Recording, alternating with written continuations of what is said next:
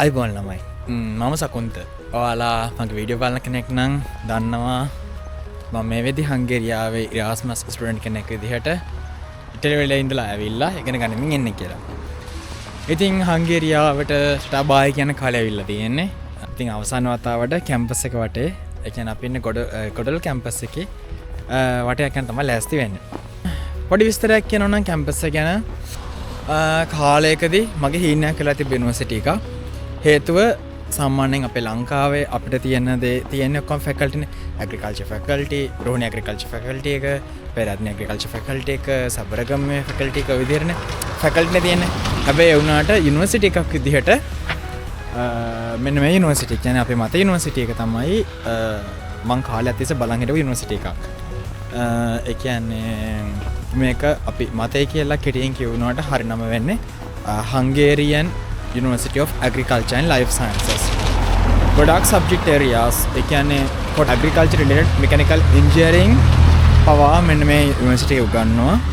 ඒත් එක්කම food sciences, biotechnology, horticulture, ඊළඟට plant protection, supply chain management ඒ වගේ ලොකු areas ගොඩක් තියෙනවා. ඉතින් මතේ යුනිවර්සිටි එක ගත්තාම අපි යන් ඉස්සරහට යුනිවර්සිටි එක ඉස්සරහට යන්න කලින් මම යද්දී මට පාස් කරන් යන්න අපේ සියා ගාඩන් එක.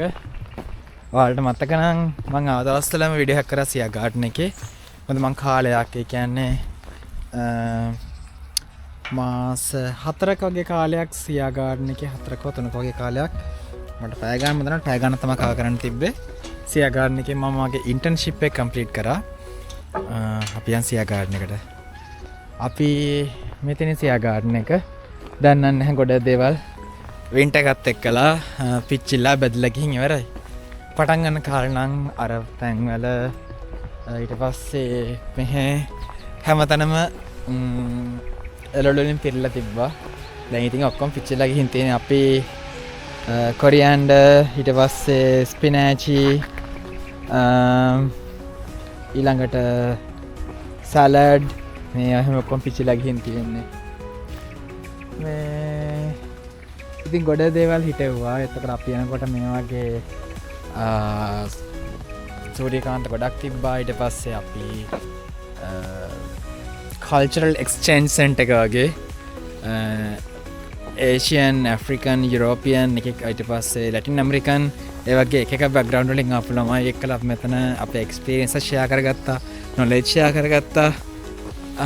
ඊට පස්සේ තවකද්ද අපි හැම සතිය අන්තෙම පික්නිකයක් ඒ කියන්නේ අපි හැම සතිය අන්තෙම හැම මොකක් හරි කල්චර් එකට දාලා කෑමක් හැදුවා. ඉතින් මේ සියා ගාඩන් එක අපිට හොඳ එක්ස්පීරියන්ස් එකක්, හොඳ ඉන්ටර්නැෂනල් එන්වයරන්මන්ට් එකක් හදලා දුන්න තැනක්. ඕකේ අපි යන් දැන් ඉස්සරහට.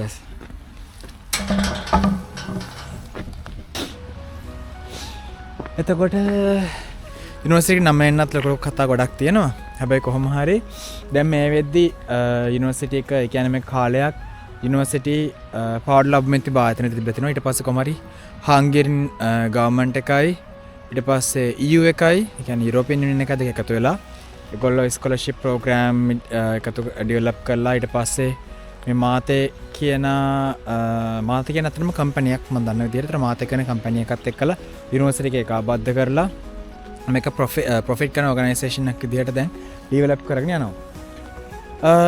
හැබැයි අවාසනාවන්ත විදිහට මාතේ වල ඉන්න ළමයිට ඉරාස්මස් වලට පාටිසිපේට් කරන්න බෑ. ඒගොල්ලෝ ඒ කියන්නේ එන ස්ටුඩන්ට්ස්ලා බාර ගන්නවා. හැබැයි වුණාට මාතේ වල ඉඳලා ඉරාස්මස් ස්ටුඩන්ට්ස් වලට යන්න විදිහක් නැහැ. හැබැයි ඊට අමතරව තව ඒගොල්ලන්ගේ එක ෆෙලෝෂිප් ප්‍රෝග්‍රෑම් එත්තකරම පොඩි ස්කෝලර්ෂිප් SH ඊළඟට තව තියෙනවා ක්‍රිස්ටියන් ස්ටුඩන්ට්ස් මොකක් හරි නෝකල ස්කෝලර්ෂිප් සිස්ටම් එකක්. ඒ වගේ ස්කෝලර්ෂිප් වර්ග කීපයක් තියෙනවා.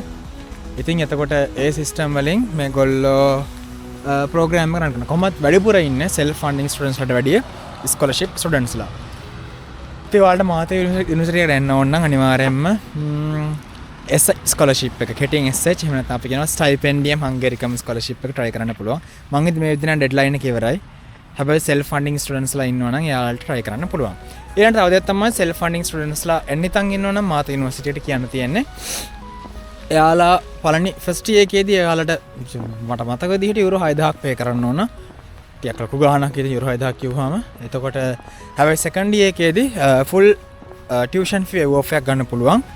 හැබැයි first year එකට අදාළ සියලුම credit ඒගොල්ලෝ සම්පූර්ණ කරලා පෙන්නුවොත් tuition fee off එක ගන්න පුළුවන් වෙන්නේ එතකොට තමයි. ඔක තමයි මාත යුනිවර්සිටි ගැන කියන්න තියෙන්නේ. ඉතින් එතක තමයි මාත යුනිවර්සිටි එකට ආවොත් එහෙම train station එකේ හැප්පෙලා තියෙන්නේ. පේනවද දන්නේ නැහැ train station එක. ඉතින් train station එකටත් අතේ දුර ඒත් එක්කම මෙහි ඉතින් train station එකට train තමයි අපි හැමතිස්සෙම පාවිච්චි කරන්නේ. ඒතකොට train එකෙන් තව තැනක එක තැනක ඉඳන් තව තැනකට යන්න ලේසි. වැඩි වෙලාවක් යන්නෙත් නැහැ. traffic අනම්මනම් case නැහැ. අනිත් එක train ගොඩ වෙලාවට on time. හැබැයි ඉතින් පොඩි distribution level තියෙනවා. නැත්te නෑ. හැබැයි ගොඩක් නෙමෙයි ලංකාව වගේ පාඩ train එකනේ තෝ යනවා එහෙම කියන්නේ. ඊට පස්සේ අපි යන් එහා පැත්තට.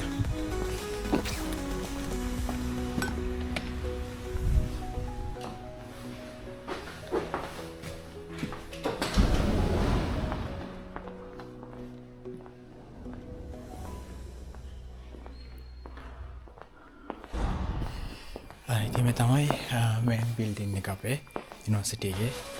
එතකොට මේකේ තමයි කියන්නේ ගොඩොල්ල වල තියෙන convocation ඒත් එක්කම තව international program ඊට පස්සේ තව ඒගොල්ලෝ society එකත් එක්ක කියන්නේ ගොඩොල්ල කියන මේ city එකේ ගොඩොල්ල කියන small city එකක් ඒකත් එක්කලා ඒකේ society එකත් එක්කලා කරන එක program ඔක්කොම කරන්නේ මෙන්න මේ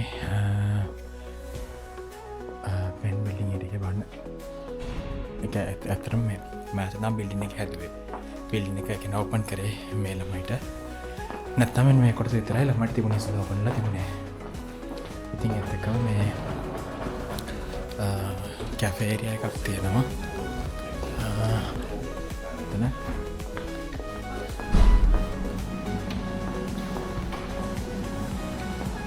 ඉතින් ලෙක්චර්ස් ඉවරචන සාමාන්‍යයෙන් පැයකට සැරයක් මේ ලෙක්චර්ස් වල බොලොඤ්ඤාලත් තමයි පැයකට සැරයක් අනිවාර්ය ළමයිට පොඩි බ්‍රේක් එකක් හම්බෙනවා පැය කාලයක විතර. ඉතින් ඒකට ඒ වෙලේට ළමයිට වෙන්ඩින් මැෂින්ස් තියෙනවා. ඒත් එක්කම ඒගොල්ලන්ට මේ සාමාන්‍ය මේ හෝල් එක යට නිකන් ඇරලක් තියෙනවා. එතකොට ඒගොල්ලෝ ස්ටඩි කරනවා නම් ඒකට පහසුකම් ඒත් එක්කම එහා පැත්තේ තියෙනවා ස්ටඩි කරනවා නේද පහසුකම්. ඒ දේවල් ඔක්කොම මෙතන තියෙනවා. ඒත් එක්කම තව මෙන්න මේ ඒරියා එකේ මම දැන් ඉන්න ඒරියා එකේ තමයි කැම්පස් එකේ ලෙක්චර් හෝල්ස් තියෙන්නේ. මේ ඔක්කොම සෙමිනාර් රූම් කියලා කියන්නේ ඔක්කොම ලෙක්චර් හෝල් තියෙන්නේ.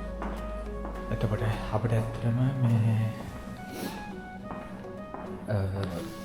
මත යුනිවර්සිටි එකේ කියන්නේ ගොඩොල්ල යුනිවර්සිටි එකේ අපිට ඇත්තටම එක සබ්ජෙක්ට් එකයි තිබ්බේ supply chain management.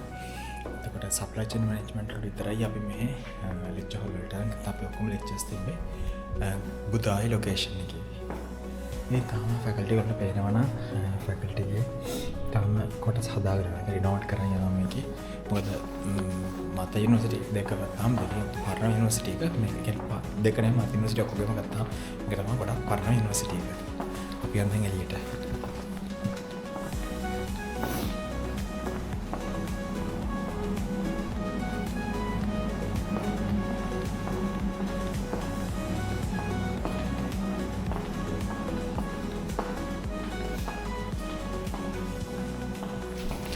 ඉතින් මේ ටිකේ ළමයි නැහැ හේතුව දැන් එක්සෑම්ස් ඉවරයි.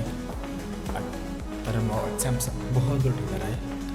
ඒ ළමයි නැහැ මේ ටිකේ ඔක්කොම ලෙක්චර් වල පාළුවේ. ඉතින් තව අපිට කියන්නේ මේකේ ලයිබ්‍රරි එකක් දෙකම තව ලැබ් පහසුකම් මේ ඔක්කොම මේ ඇතුලේ වෙනම තමයි ඉන්නේ. එතෙන් උඩ යන්න දෙයක් නෑ. අපිට වහලා ඒවා. මෙන්න මේ ගොඩ නැගිල්ල තමයි අපි අර කලින් ආපු ඇතුළට ආපු ගොඩ නැගිල්ල. මේක ඇතුළෙත් ඒ කියන්නේ අර ගම්මකට වගේ ආයිති. ඒ කියන්නේ මේක මැද්දෙන් පාර යනවා. ඊට පස්සේ කාඩ සාපුවන මන ඔක්කොම එක තියෙනවා. ඇතුලේ සුපර් මාකට් එකක් තියෙනවා ළමයට බඩු ගන්න. ඒත් එක්කම කැම් කනවා නම් රෙස්ටොරන්ට් දෙකකුත් තියෙනවා. ඒත් එක්කම අර තියෙන්නේ හොස්ටල්ස්. වෙනවනම් මේ තියෙන්නේ හොස්ටල්ස් ඒත් එක්කම අරවත් හොස්ටල්. කියන්නේ හොස්ටල් කියන්නේ ඩෝම්. හැමෝටම කොහොමද තමයි ෂෙයාර්ඩ් රූම්. සිංගල් රූම් රික්වෙස්ට් කරන්නත් පුළුවන්. හැබැයි මේ මම හිතන්නේ ගෙවන්න ඕන ගාන කොහොමද වැඩි වෙනවා. එතකොට දෙගුණයක් විතර වෙනවා. සාමාන්‍ය ෂෙයාර්ඩ් රූම් වල නම් අපිට ගෙවන්න ඕනේ එක ළමයෙක්ට යුරෝ 115යි. ඉතින් SH ස්කෝලර්ෂිප් වලින් આવොත් නම් ඔක්කොම හොස්ටල් පහසුකම් කියන්නේ ඩෝමෙටරි පහසුකම නොමිලේම හම්බෙනවා. හැබැයි ඉරාස්මස් වලින් එනවා නම් ඒ ළමයිට අනිවාර්යයෙන්ම යුරෝ 115ක් ගෙවන්න ඕන හැම මාසෙම හොස්ටල් ෆී එකට. ඉතින් අවුලක් නැහැ. එළියෙන් ගන්න ගියොත් එහෙම ගාන වැඩි අපිට 115ට ගන්න හම්බෙන්නේ නැහැ. ඉතින් ඊට වඩා මේ හොස්ටල් වල ඉන්නක වාසි. ලාවෙමක ඉරාස්මස් ළමයි මෙහෙ එන්නේ සදාතනික අවුරුදු දෙකම මෙහෙ ඉන්නේ නෙමෙයිනේ.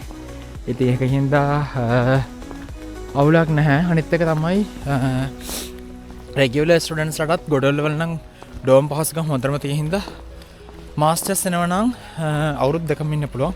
මම දන්නේ බැචලර්ස් ගැන. මාස්ටර්ස් නම් අවුරුදු දෙකම ඉන්න පුළුවන් කියලා තමයි කියන්නේ. හැබැයි සමහර වෙලාවට සමහර අය කියනවා අවුරුදු දෙකකින් පස්සේ යන්න ඕන කියලා. හැබැයි මට හම්බුණා අවුරුදු දෙක මෙහෙ නමත් හම්බුණා. ඉතින් ඔහොම තමයි අපේ කැම්පස් එක වටේ ගියේ. හරතින් මෙකැනිකල් ඉන්ජිනියරින් ෆැකල්ටි එක. ඉතින් ඔය විදිහට තමයි මම මගේ මතේ යුනිවර්සිටි එකේ අවසාන යුනිවර්සිටි එක පුරාගේ ගමන ඉවර කරන්නේ. හොස්ටල් ඩෝම් මැද්ද යන්නේ නැහැ. කැතිකල් නැහැ එච්චර. ඉතින් එහෙම යන්නේ ඒක ළමයි ඉන්න ඩෝම්නේ. ඉතින් එහෙනම් ඊළඟ වීඩියෝ එක හම්බෙන්නේ මං හිතන්නේ ඉටලි වලදී. ඉතින් එහෙනම් අලුත් වීඩියෝ එකකින් ඉටලි වලදී ඉතින් ඒ වීඩියෝ එකෙන් හම්බෙනකන් මං ගිහිල්ලා එන්නම්.